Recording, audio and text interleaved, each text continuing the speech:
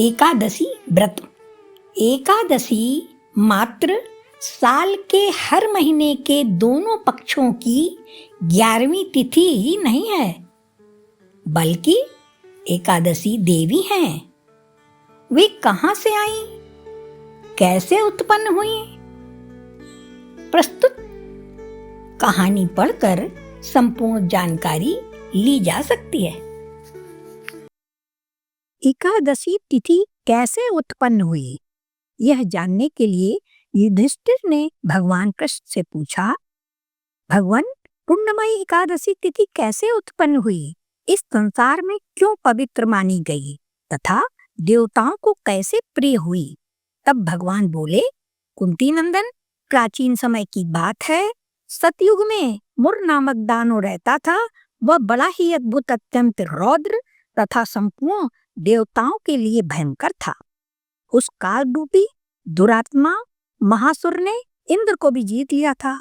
संपूर्ण देवता उससे परास्त होकर स्वर्ग से निकाले जा चुके थे और संकित तथा भयभीत होकर पृथ्वी पर विचरा करते थे। एक दिन सब देवता महादेव जी के पास गए। वहां इंद्र ने भगवान शिव के आगे सारा हाल कह सुनाया। इंद्र बोले, महेश्वर, ये देवता स्वर्गलोक से भ्रष्ट होकर पृथ्वी पर विचर रहे हैं। मनुष्यों में रहकर इनकी शोभा नहीं होती। देव, कोई उपाय बताइए। देवता किसका सहारा लें? महादेव जी ने कहा, देवराज, जहाँ सबको शरण देने वाले, सबकी रक्षा में तत्पर रहने वाले जगत के स्वामी भगवान गरुड़ ध्वज विराजमान हैं, वहां जाओ, वे तुम लोगों की रक्षा करेंगे। भगवान श्री कृष्ण कहते हैं, युधिष्ठिर, महादेव जी की बात सुनकर परम बुद्धिमान देवराज इंद्र संपूर्ण देवताओं के साथ वहां गए। भगवान गदाधर क्षीर सागर के जल में सो रहे थे। उनका दर्शन करके इंद्र ने हाथ जोड़कर स्तुति आरंभ की। इंद्र बोले, देव देवेश्वर, आपको नमस्कार है। देवता और दानव दोनों ही आपकी वंदना करते हैं। पुंडरीकाक्ष, आप दैत्यों के शत्रु हैं। मधुसूदन, हम लोगों की रक्षा कीजिए। जगन्नाथ, संपूर्ण देवता मुर नामक दानव से भयभीत होकर आपकी शरण में आए हैं। भक्त वत्सल, हमें बचाइए। देव देवेश्वर, हमें बचाइए। जनार्दन, हमारी रक्षा कीजिए, रक्षा कीजिए। दानवों का विनाश करने वाले कमल नयन, हमारी रक्षा कीजिए। प्रभु, हम सब आपके समीप आए हैं, आपकी ही शरण में आ पड़े हैं। भगवान, शरण में आए हुए देवताओं की सहायता कीजिए। देव, आप ही पति, आप ही मति, आप ही कर्ता और आप ही कारण हैं। आप ही सब लोगों की माता और आप ही इस जगत के पिता हैं। भगवान देव देवेश्वर, शरणागत वत्सल देवता भयभीत होकर आपकी शरण में आए हैं। प्रभु, अत्यंत उग्र स्वभाव वाले महाबली मुर नामक दैत्य ने संपूर्ण देवताओं को जीतकर इन्हें स्वर्ग से निकाल दिया है। इंद्र की बात सुनकर भगवान विष्णु बोले, देवराज, वह दानव कैसा है, उसका रूप और बल कैसा है तथा उस दुष्ट के रहने का स्थान कहाँ है? इंद्र बोले, देवेश्वर, पूर्व काल में ब्रह्मा जी के वंश में तालजंग नामक एक महान असुर उत्पन्न हुआ था, जो अत्यंत भयंकर था। उसका पुत्र मुर दानव के नाम से विख्यात हुआ। वह भी अत्यंत उत्कट, महापराक्रमी और देवताओं के लिए भयंकर है। चंद्रावती नाम से प्रसिद्ध एक नगरी है, उसी में स्थान बनाकर वह निवास करता है। उस दैत्य ने समस्त देवताओं को परास्त करके स्वर्गलोक से बाहर कर दिया है। उसने एक दूसरे ही इंद्र को स्वर्ग के सिंहासन पर बैठाया है। अग्नि, चंद्रमा, सूर्य, वायु तथा वरुण भी उससे दूसरे ही बनाए हैं। जनार्दन, मैं सच्ची बात बता रहा हूँ, उसने सब कोई दूसरे ही कर लिए हैं। देवताओं को तो उसने प्रत्येक स्थान से वंचित कर दिया है। इंद्र का कथन सुनकर भगवान जनार्दन को बड़ा क्रोध हुआ। वे देवताओं को साथ लेकर चंद्रावतीपुरी के लिए चल दिए।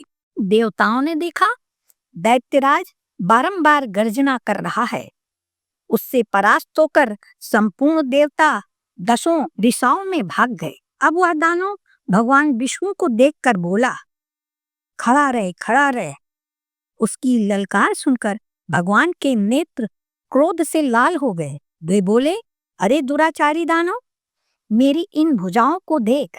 यह कहकर श्री विष्णु ने अपने दिव्य बाणों से सामने आए हुए दुष्ट दानवों को मारना प्रारंभ किया। दानव भय से विह्वल हो उठे। पांडुनंदन तत्पश्चात श्री विष्णु ने दैत्य सेना पर चक्र का प्रहार किया। उससे छिन्न भिन्न होकर सैकड़ों योद्धा मौत के मुख में चले गए। इसके बाद भगवान मधुसूदन बद्रिका आश्रम को चले गए।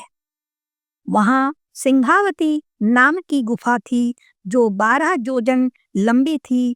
पांडुनंदन उस गुफा में एक ही दरवाजा था। भगवान विष्णु उसी में सो रहे। दानवमुर भगवान को मार डालने के उद्योग में लगा था। वह उनके पीछे लगा रहा। वहां पहुंचकर उसने भी उसी गुफा में प्रवेश किया। वहां भगवान को सोते देख उसे बड़ा हर्ष हुआ। उसने सोचा, यह दानवों को भय देने वाला देवता है, अतः निस्संदेह इसे मार डालूंगा। युधिष्ठिर, दानव के इस प्रकार विचार करते ही भगवान विष्णु के शरीर से एक कन्या प्रकट हुई जो बड़ी ही रूपवती, सौभाग्यशालिनी तथा दिव्य अस्त्र शस्त्रों से युक्त थी। वह भगवान के तेज के अंश से उत्पन्न हुई थी। उसका बल और पराक्रम महान था। युधिष्ठिर, दानवराज मुर ने उस कन्या को देखा। कन्या ने युद्ध का विचार करके दानों के साथ युद्ध के लिए याचना की। युद्ध छिड़ गया। कन्या सब प्रकार की युद्ध कला में निपुण थी। वह मुर नामक महान असुर उसके हुंकार मात्र से राख का ढेर हो गया। दानों के मारे जाने पर भगवान जाग उठे। उन्होंने दानों को धरती पर पड़ा देख पूछा, मेरा यह शत्रु अत्यंत उग्र और भयंकर था, किसने इसका वध किया? कन्या बोली, स्वामी, आपके ही प्रसाद से मैंने इस महादैत्य का वध किया है। श्री भगवान ने कहा, कल्याणी, तुम्हारे इस कर्म से तीनों लोकों के मुनि और देवता आनंदित हुए हैं। अतः तुम्हारे मन में जैसी रुचि हो उसके अनुसार मुझसे कोई वर मांगो। देव दुर्लभ होने पर भी वह वर मैं तुम्हें दूंगा, इसमें तनिक भी संदेह नहीं है। वह कन्या साक्षात एकादशी ही थी। उसने कहा, प्रभु, यदि आप प्रसन्न हैं तो मैं आपकी कृपा से सब तीर्थों में प्रधान, समस्त विघ्नों का नाश करने वाली तथा सब प्रकार की सिद्धि देने वाली देवी हूं। जनार्दन, जो लोग आप में भक्ति रखते हुए मेरे दिन को उपवास करेंगे उन्हें सब प्रकार की सिद्धि प्राप्त हो। माधव, जो लोग उपवास नक्त अथवा एक भुक्त करके मेरे व्रत का पालन करें उन्हें आप धन, धर्म और मोक्ष प्रदान कीजिए। श्री विष्णु बोले, कल्याणी, तुम जो कुछ कहती हो वह सब पूर्ण होगा। भगवान श्री कृष्ण कहते हैं, युधिष्ठिर, ऐसा वर पाकर महाव्रता एकादशी बहुत प्रसन्न हुई।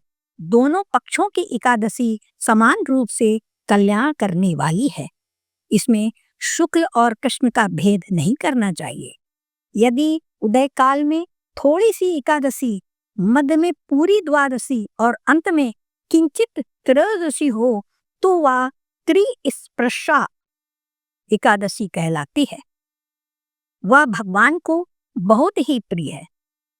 यदि एक त्रिस्पर्शा एकादशी को उपवास कर लिया जाए तो 1 सहस्त्र एकादशी व्रतों का फल प्राप्त होता है तथा इसी प्रकार द्वादशी में पारण करने पर सहस्त्र गुना फल माना गया है।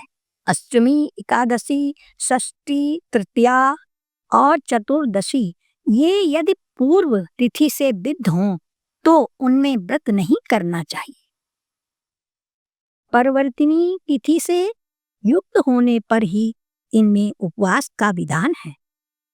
पहले दिन दिन में और रात में भी एकादशी हो और दूसरे दिन केवल प्रातःकाल एक दंड एकादशी रहे तो पहली तिथि का परित्याग करके दूसरे दिन की द्वादशी युक्त एकादशी को ही उपवास करना चाहिए। यह विधि मैंने दोनों पक्षों की एकादशी के लिए बताई है। जो मनुष्य एकादशी को उपवास करता है वह बैकुंठ धाम में, जहाँ साक्षात भगवान गरुड़ ध्वज विराजमान है, जाता है। जो मानव हर समय एकादशी के महात्म का पाठ करता है उसे सहस्त्र गोदानों के पुण्य का फल प्राप्त होता है। जो दिन या रात में भक्ति पूर्वक इस महात्म का श्रवण करते हैं वे निस्संदेह ब्रह्म हत्या आदि पापों से मुक्त हो जाते हैं। एकादशी के समान पापनाशक व्रत दूसरा कोई नहीं है।